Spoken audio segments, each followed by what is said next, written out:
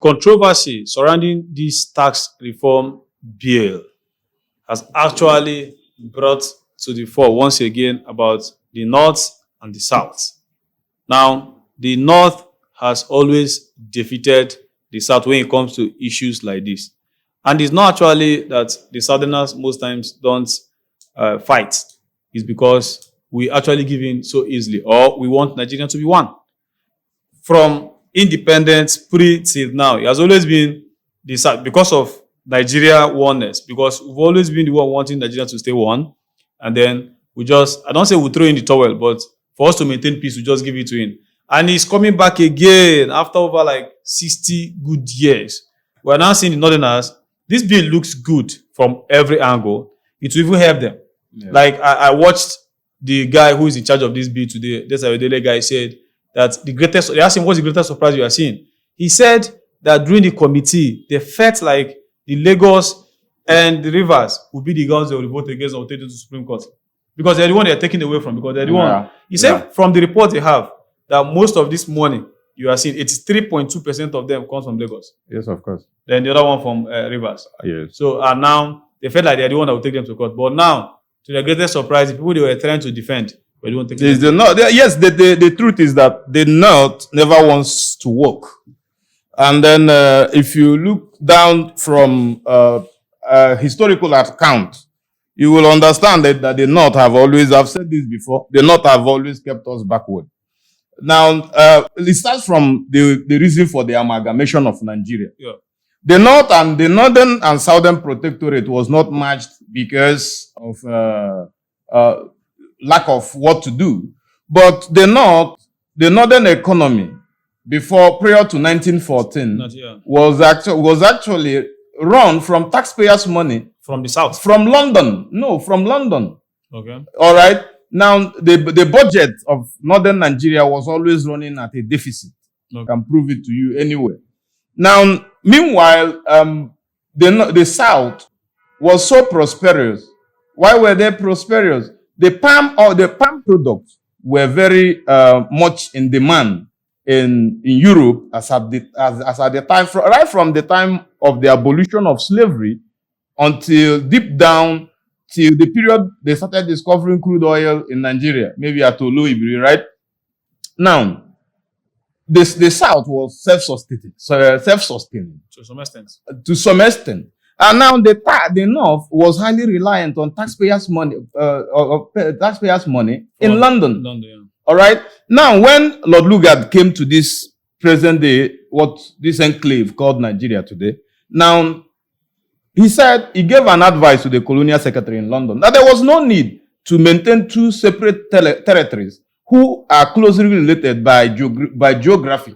All right? Now, there is no need for them to keep one that is very prosperous and then two, the other one highly dependent on taxpayers' money. Yeah. That he sought for permission for him to merge these two regions into one entity called Nigeria.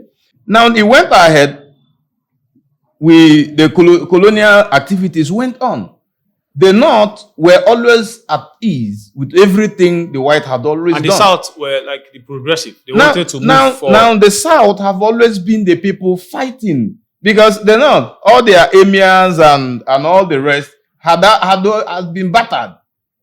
Do you understand me? They were not the only one that were battered during the conquest. Yeah. Now, if you look at the Benin punitive expedition, you see that even the Bini people, the Igbo people fought with the white man over a period of 30 years. 30 years. And they were still fighting. And then you hear of the Ekumeku warfare. We had always fought against inequality. We've always fought for what is fair. We've always fought for what we felt was transparent in our own eye. 1920 something. Now it got to independence when those from the South were agitating for independence. It was mostly Southern agenda. Yes, of course. Most of the guys. The North were afraid. They thought it was another Southern agenda, just like we are seeing this tax bill being painted in Southern agenda. Now, will it not be of good that you yourself, as an individual, look inwardly and discover what is within within your environment, and then look for measures and ways of exploiting them? and then using them for your own advantage. Develop at your own pace. Yes, of course. Yeah. Now, the truth is that the North always wants that. You've had this severally and countless times that the oil in Delta belongs to Bono. They always. The problem is that when a lie is told over 1 million times, it becomes true. Now, I've heard a lot of northern elites saying that the money that was used in the exploration of oil was actually money from the North. The Granite Pyramid if you ask them, provide statistics, if they give granite, even till today, even till current modern time, kernel products have always been more expensive than what? Granite. Yes, even the most profitable company that is listed on Nigeria Stock Exchange, this in palm oil. If I can remember, is it Prisco or something like even currently? Do you understand the economy? The economy, for instance, the economy of Malaysia is largely reliant on palm oil. Even Singapore to an extent. They also have oil in Malaysia. Yes, of course. I didn't say solely on palm product. I said highly reliant. And then from there, fast forward to 1958, we're supposed to have independence with the Gold Coast, which is currently Ghana. And then Chief Sunday Nahoro was the one that actually moved the motion. And to their greatest surprise, Jesus Christ, the North went against them. They not said that they were not ready. I think, according to some reports, that the South, they even started fighting them because they were like betrayed. They felt betrayed. Like this, like what's going on now about this tax bill? Some people cannot understand what is going on. Is it that these people don't want to go forward? Now, the truth is that the North has a group of self-centered elites, yes. even as much as we do here. But the difference between an average northerner and a southerner is in the way we see things and in the way we reason. All right. Now, in the North, their elite reasons for them, and that is why you see maybe an imam who knows nothing about a basic economy going to the mosque to educate his followers on the nitty-gritty of the economic policies of the country. I think it's not the fact that they don't know what they're doing. They exactly know what they are doing. But you see, when they are protecting their region, they can do anything, even if it's wrong. Yes. Because this is what our grandparents did. Zeke and all those ones thought that these people don't know what they were doing. Yes. And they gave up everything. The South fought for the independence. They requested for independence and these people denied them. In 2 years, they were asked to be given time. These people came, even at a time, some reports had it that they didn't want to be part of Nigeria. Yes. And the South, okay, you should take it.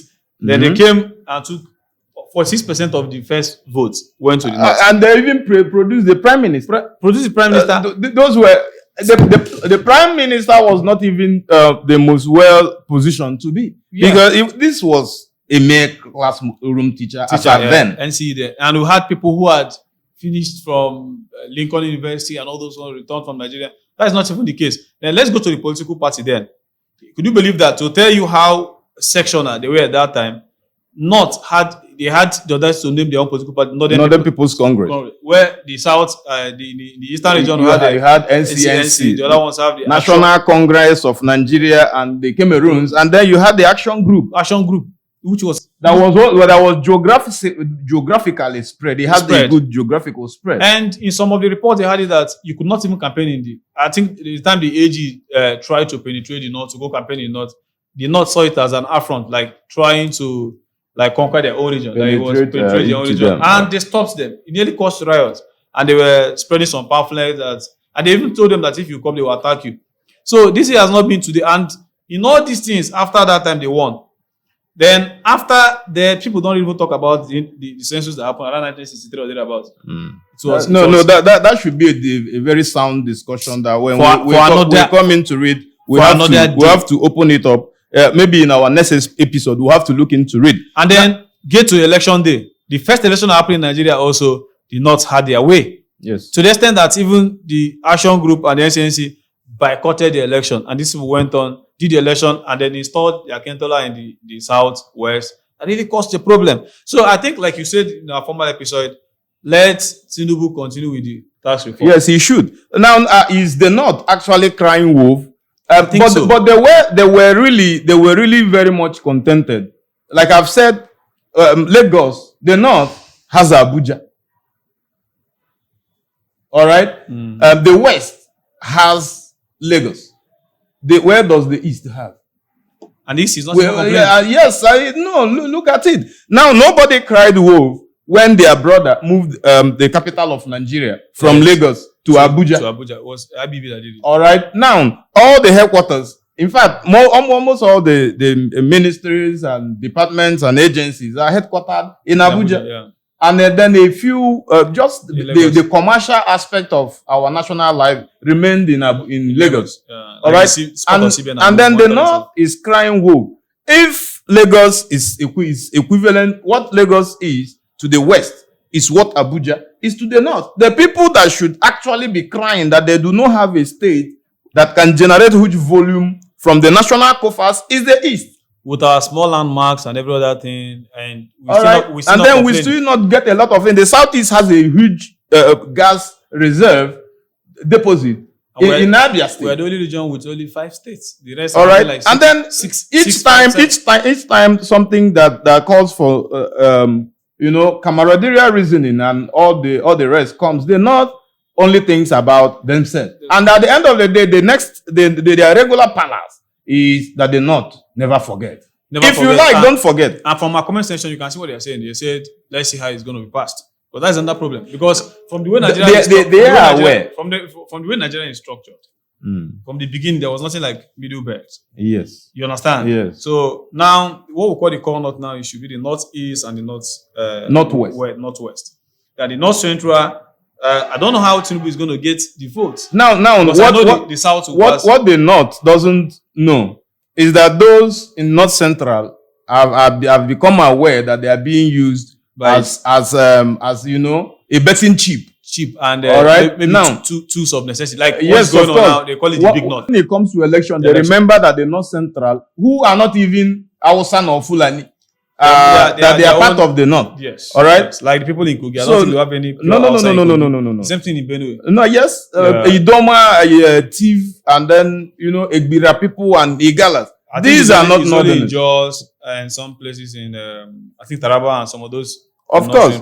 Then when you get down to Kwara is supposed to be a southwestern state. Yes, of course. But be it as it may, it's already part of the North Central. But they forget that if you remove some states of the North Central, the power of the North is weakened. Very weak. Yes. So if those states that are within that middle belt realize the power they have, they will go in favor of what the West, because this thing I call it the Western agenda. All right, be it as it may, but it's a Nigerian agenda too.